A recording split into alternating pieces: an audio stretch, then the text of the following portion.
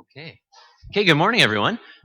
Thank you so much to all of you who are here and some of you who are here again. We really appreciate that, and I know our grade 12s do as well. This is an annual event, our grade 12 speeches, and I do not think it's an exaggeration to say that it's a highlight of the year. You'll see that there are people who are greatly interested in hearing their classmates speak, and ultimately, this is a time that's remembered, and it's an opportunity. And it's an opportunity that we want our grads to have as they leave here, the chance to speak for 3 to 5 minutes on a topic of their choosing and something that's important to them. It's not prescribed. And so the words you hear today are entirely of their own volition.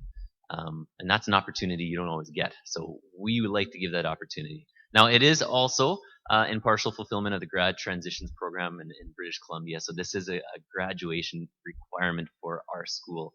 This is how we're asking our students to show thought about where they've come from, where they are, and some foresight as they look ahead to where they will go.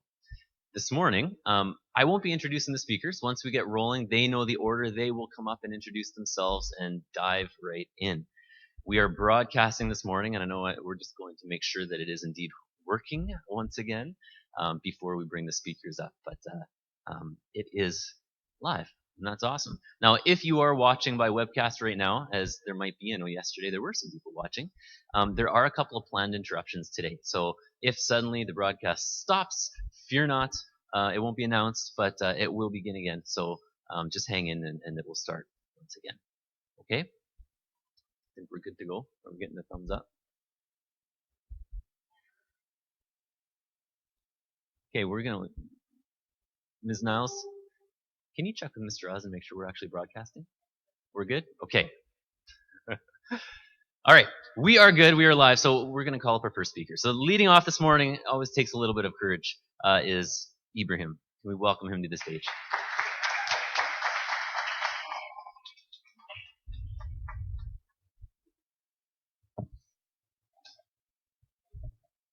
Good morning, everyone. For those of you who don't know me, my name is Ibrahim Al-Nagar. I remember watching the grad speeches this time last year and going, shoot, I'm going to have to do this next year. And I know that might seem stupid to some of you to think that I've been stressing about it ever since, but I've never liked public speaking. Then, a month ago, I thought about it and figured that this was a chance for me to talk about what I truly believe in. This is my third and last year at Aberdeen Hall, and I couldn't ask for a better 3 years to end my high school experience. If I asked myself 4 years ago where I would be today, I would have never guessed to be where I am right now, here, in Kelowna, in Canada. When I first moved from Egypt in 2014, it was hard, because I didn't know anyone, and I loved Egypt and still do, but I didn't like the idea of moving here at all. Moving from a city where 20 million people live to a town where 100,000 people live seemed like a massive change. And change has always been very hard for me. Embracing what you don't know and tackling something new can be very challenging and sometimes scary, and I think that most people here would agree with me. But as I grew up over the past years, I only came to learn that change is very beneficial for one's personal life. For some, it's very exciting because it's something new, but for others, it can be very hard because it's never easy to adapt to new situations. After I started accepting this change and acknowledging the idea that this is where I am right now, and where I would be for who knows how long, the change turned out to be a great thing because it made me step outside my comfort zone and start a new life in a new country. It's when we least expect it, that life sets us a challenge to test our courage and willingness to change. I've had many amazing moments here that shaped who I am and helped me grow. First of all, I'd like to thank all the teachers at Aberdeen for guiding me through the past 2 years, for always encouraging me, and for growing out of their own way, whether it was before, during, or after school to help me. I'd also like to take this moment and thank retests for existing, because I would not have made it through this year without them. That's mostly a joke, Mom and Dad. My marks aren't that bad.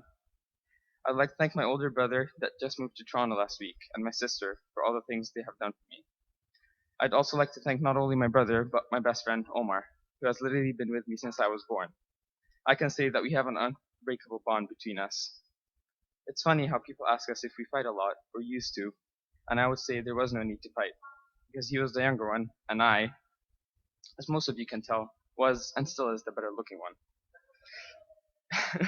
In all seriousness, though, I can say that without doubt, he has helped me get through many hard times in my life, and I don't know what I would have done without him. And most importantly, I would like to thank the two people that have been with me through it all, my parents, for getting me to where I am today, for teaching me all that I needed to know, and for pushing me to become the best version of myself, for having my back and for supporting me no matter what. I wouldn't be here without the both of you by my side, so thank you. Another part that will always be with me is my times playing sports here. Playing soccer for Aberdeen has had an incredible impact on who I am today, and is one of my personal highlights. Not only has it made it easier for me to fit in as a new kid, it also taught me that it's not always about winning, and that it is so much bigger than that. It taught me that with wins, losses have to come along, much like with anything else in life. And over time, I learned how to deal with those losses. I also played rugby, which has taught me that a team's chemistry is the most important thing, and all you need to actually win. And for those of you who know me, know that that's not entirely true for me, since I could never really go more than a week into a season without getting injured and then being out for the rest of it. I was talking to one of my best friends this past weekend, and she asked me how I feel about school almost being over and starting university. And I told her that I was thrilled to take this next step in my life because I believe that change is good. So as I grew up over the past few years, I came to learn that change is positive as you let it be. And finally, there is the universal truth we all have to face. Whether we want to or not, everything eventually ends. As much as I've looked forward to this day, I've always disliked endings. Last day of summer, the final chapter of a great book, parting ways with close friends. Endings are inevitable. Today is one of those days for us. Today we say goodbye to everything that is familiar, everything that is comfortable. We are moving on. But just because we're leaving doesn't mean that certain people won't be a part of who we are anymore. They'll be a part of us no matter what. Thank you.